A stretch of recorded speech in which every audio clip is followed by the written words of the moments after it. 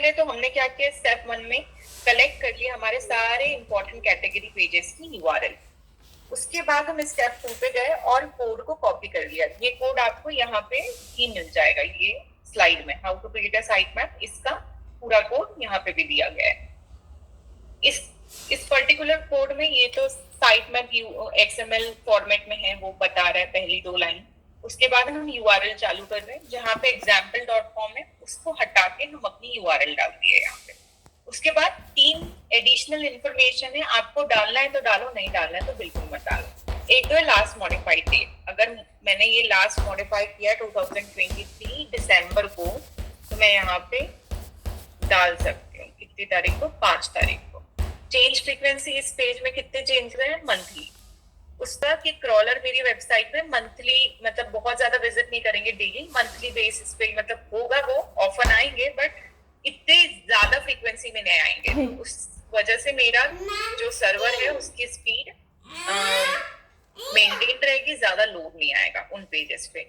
और मेरे लिए ये पेज है बहुत इंपॉर्टेंट, इसको मैंने 0.9 या 1.0 का प्रायोरिटी दे दिया, जो गूगल के लिए हमारे लिए ही इम्पोर्टेंट है। गूगल को एक अंदाजा हो जाता है कि ये 10 पेजेस है, बट 10 में ये बहुत इंपॉर्टेंट पेजेस है जिसपे आप बिल्कुल रैंक करना चाह रहे हो। तो सिर्फ आपका इंडिकेशन है, उससे आपकी रैंकिंग में ऐसा नहीं है कि कुछ फ्लक्चुएशन होगा, बट गूगल को बताने के लिए as compare to my other pages, ये पेजेस ना बहुत इंपॉर्टेंट है। तो उनका ध्यान रखता है कि वो इंडेक्स हो रहे हैं, क्रॉल हो रहे हैं, प्रॉपर्ली अपडेटेड है कि नहीं, या आपको इंस्ट्रक्शन देते रहेगा।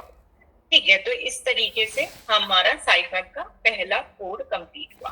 ठीक है, अब हमको दूसरी यूआरएल भी डालनी है भाई। तो अब क्या करेंगे, कुछ नहीं करने का, ये यहाँ पे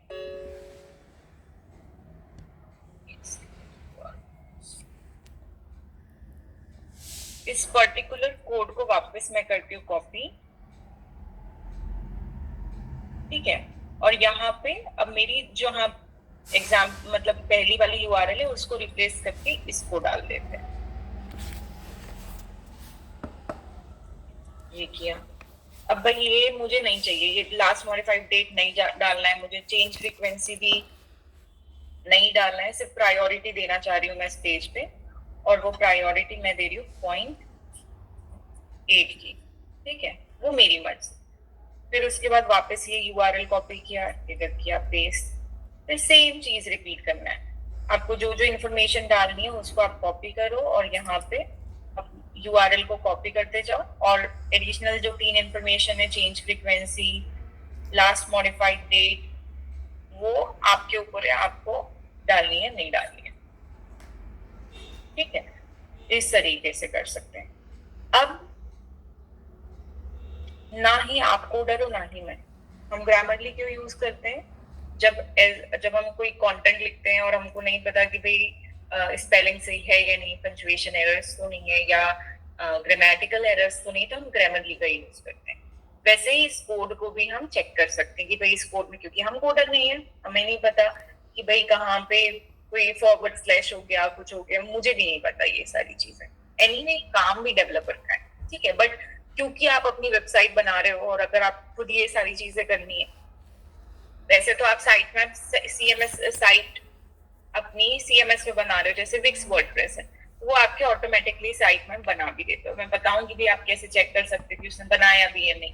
ठीक है, तो पहले तो अभी हम एक टूल है, यहाँ पे एक टूल होता है जिसका ये लिंक है validator.w3.org करके।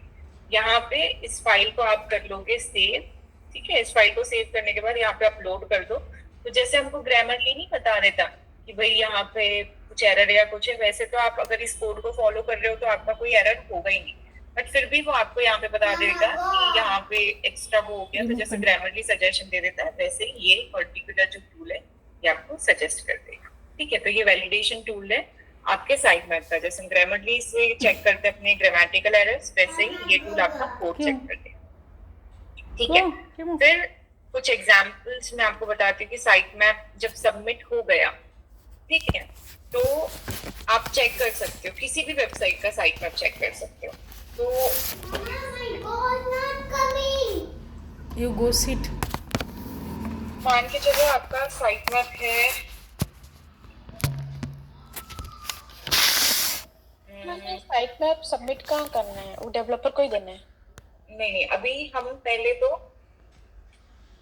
साइट मैप क्रिएट करेंगे, ठीक है। साइट मैप क्रिएट करेंगे और जब साइट मैप बन जाएगा, ठीक है, तो उसको हम पहले तो अपनी वेबसाइट के अंदर डालते हैं, ठीक है। कहाँ पे आपको ऐड करना है वो वेबसाइट साइट मैप को मैं बता रही हूँ।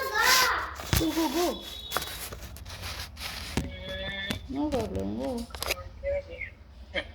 Once your site map is created, ठीक है, फिर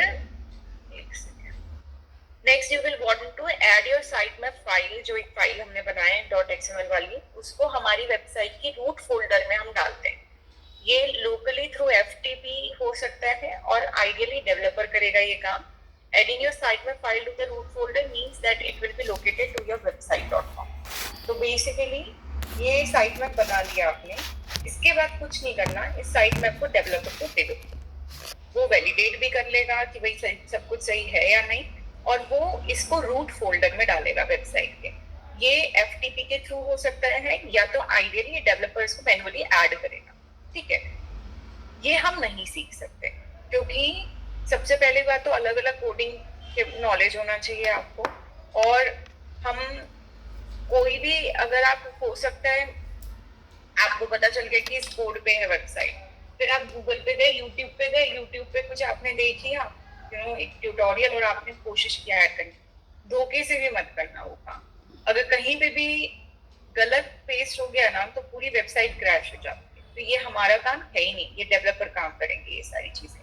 तो हमारा सिर्फ यहाँ तक काम है कि भाई साइट में पहले तो देखो कि बनी है या नहीं, वो मैं भी बताऊं, ठीक है। पहले तो ये चेक करेंगे कि हम जिस क्लाइंट के लिए काम करें उनका साइट मैप बना है या नहीं, ठीक है। अगर नहीं बना है तो बनाना पड़ेगा। बनाने के लिए पहला स्टेप तो ये होगा, उस वेबसाइट पे गए और सारी URL को कलेक्ट कर लिया जो हमको मेन कैटेगरी और सब कैटेगरी की URLs है, उनको कलेक्ट किया। फिर मैंने यहाँ पे आप लोगों को स्टेप 2 पे बताया कि अपने कोड बनाओ साइट मैप का। तो ये कोड यहाँ पे बना हुआ है, ये कोड बना हुआ है यहाँ पे, इसको कॉपी करने का और यहाँ पे पेस्ट कर दो। जहाँ पे इस कोड में जहाँ पे example.com दिया है, उस example.com को हटा के आप अपनी URL डालना चालू करो, ठीक है। अपनी फर्स्ट URL डालें। फिर उसके बाद ये 3 एडिशनल इंफॉर्मेशन रहती है, last modified, change frequency, priority. आपको गूगल को बताना है कब लास्ट मॉडिफाइड हुआ था या शो करना है, या आपको गूगल को बताना है कि कितने ऑफन आप इस पेज को अपडेट करते हो, उससे आपका क्रॉलर बैलेंस रहेगा उस पेज पे कि कितने, गूगल को अंदाजा हो जाता है कि भाई मेरे को कब कब आना है, कितने टाइम के बाद आना है इस पेज पे। एग्जाम्पल, एक ऐसी वेबसाइट है जो कि स्टॉक मार्केट की है, जहाँ पे वो पेज में नंबर्स जो हैं, कैसा चल रहा है मार्केट, वो बहुत आवरली चेंज हो रहे हैं। तो जब हम यहाँ पे इंस्ट्रक्शन दे देते हैं गूगल को कि ये आवरली चेंज हो रहा है, तो वो बार बार आपको क्रॉलिंग फास्ट कर देगा कि फ्रीक्वेंसी बढ़ा देगा कि बार बार आपकी वेबसाइट के पेज को अपडेट करते रहेगा। वहीं पर आपने ईयरली डाल दिया तो उस पेज पे ज्यादा क्रॉलर नहीं पूछेगा, इससे आपकी सर्वर स्पीड या लोड मेंटेन रहता है। तीसरी चीज है प्रायोरिटी। प्रायोरिटी मींस कि as compare to other pages ये पेज कितना इंपॉर्टेंट है आपके लिए। तो ऑन स्केल ऑफ 0.0 to 1.0, 0.1, 0.2, 0.3 आपके नॉर्मल सारे पेजेस की वो ऑटोमेटिकली 0.5 ले लेता है।